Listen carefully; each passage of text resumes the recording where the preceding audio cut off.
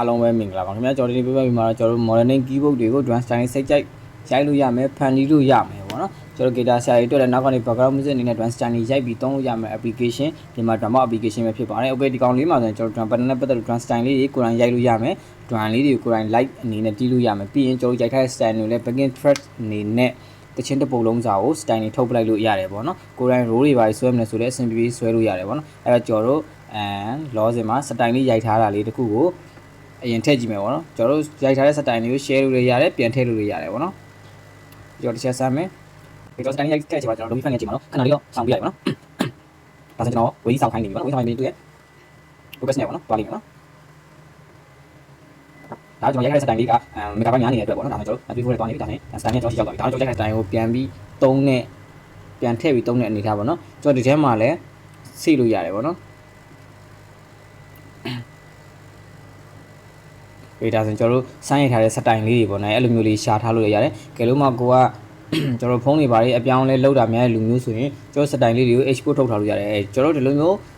ရိုက်ထားတဲ့ style လေးကိုလည်းကျွန်တော်တို့မကြိုက်ဘူးဆိုရင်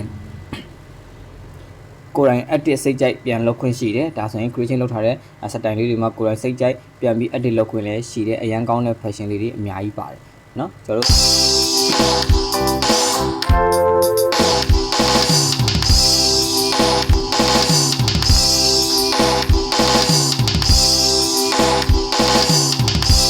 လေကျွန်တော် drum တန်လေးတွေစိတ်ကြိုက်ထည့်ပြီးသုံးလို့ရမယ်ပြီးရင်ဒါနဲ့မကသေးဘူးပေါ့နော်ကျွန်တော်နောက်ထပ်ဘာတွေထည့်ပြီးသုံးလို့ရတယ်ဆိုတော့ကျွန်တော်တို့ဟိုမှာ MP3 style တွေလည်းထည့်ပြီးသုံးလို့ရတယ်ပြောမယ်ဆိုရင်ကျွန်တော် MP3 ထည့်သုံးလို့ရတယ်ပေါ့နော်ကျွန်တော်နမူနာတစ်ခုအနေနဲ့ထည့်ပြီးစမ်းသုံးပြပေးမယ်ပေါ့နော်ကိုဒါဆိုရင်တိုးပြပါပေါ့နော်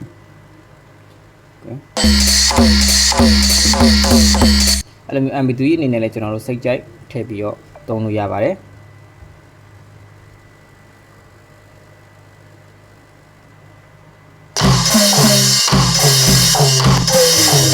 တခုကောင်းတာတခုကကျွန်တော် MP3 ထည့်သုံးမယ်ဆိုတော့ဒီမှာကျွန်တော်တို့တမ်ပိုအပြောင်းလဲလုပ်ရတယ်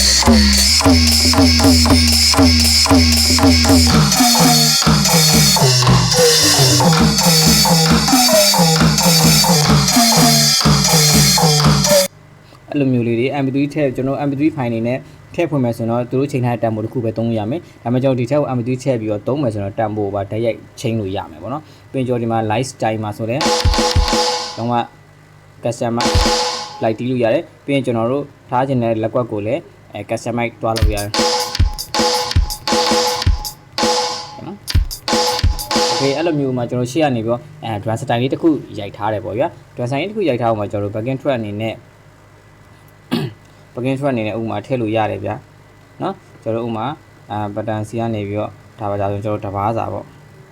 တဘာစာအပ်လိုက်မယ်ပေါ့နော်ကျွန်တော်နမူနာအနေနဲ့ပေါ့နော် row A ကို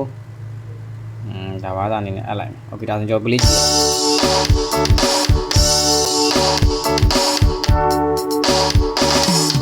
အဲ့လိုမျိုးကျွန်တော်စိတ်ကြိုက်ဖန်တီးပြီးတော့ဆိုရင်ကျွန်တော်တို့wave file အနေနဲ့အပြင်ကျွန်တော် export ထုတ်ပလိုက်လို့ရတယ် okay เนาะဒါဆိုကျွန်တော်အပြင်မှာ mp3 file အနေနဲ့ကျွန်တော် export ထွက်သွားမယ်ပေါ့နော်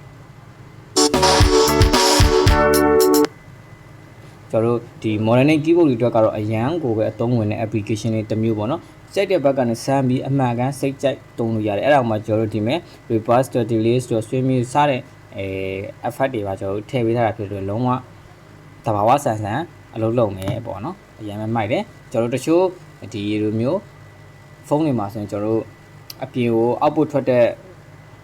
amplifier တွေမှာကျွန်တော်တို့နည်းတဲ့ဖုန်းတွေပါရှိရပေါ့နော်အဲ့အနေထားမျိုးမှာကျွန်တော်တို့ KB မှာတွားပြီးတော့အတန်တွေပါဝတ်တဲ့အခါမျိုးရှိတယ်အဲ့အနေထားမျိုးမှာလည်းသုံးတော့ကျွန်တော် master ball လို့ဆိုပြီးတော့ကျွန်တော်ထည့်ပေးထားရတယ်ပေါ့နော်အများကြီးပဲသုံးရတယ် face မှာဆိုရင်ကျွန်တော် fashion နှစ်မျိုးနဲ့ထည့်ပေးထားတယ် face ရဲ့ row ရဲ့ဆိုပြီးကျွန်တော်နှစ်မျိုးထည့်ပေးထားတယ် face ကကြာရောက်တဲ့ V မှာအစားထိုးပြီးတော့ row ရိုက်ပေးမယ်ပေါ့နော်ကျွန်တော် row ကကြာတော့ pattern သွား main pattern သွားနေ pattern သွားနေမှာတဘာသာပြီးပြီဆိုမှနောက်ဘာကြာမှာစဝင်မဲ့ fashion လေးပေါ့နော် row မှာကျွန်တော်နှစ်မျိုးခွဲပေးထားတယ်ကျွန်တော်အဲ့ဒါမှာ face ကိုမှာတစ်ချက်နှိပ်ပြီးဆိုတော့ဒါပဲဝိပါရများပါလို့ပေါ့နော်အဲ့လိုမျိုးနော်ကျွန်တော် face ကိုတစ်ချက်နှိပ်ပြီးဆိုတော့လေကျွန်တော်တို့ရိုက်ထားတဲ့ drum roll ပြီးပြီဆိုတော့ main pattern ကိုရောက်သွားမယ်တစ်ချက်တော့တကယ်လို့မှနှစ်ချက်နှိပ်မယ်ဆိုတာနဲ့ဒီကောင်သူ သူရိုက်ထားတဲ့ roll ပြီးပြီဆိုတာနဲ့ intro ပြန်ရောက်သွားမယ်ပေါ့နော်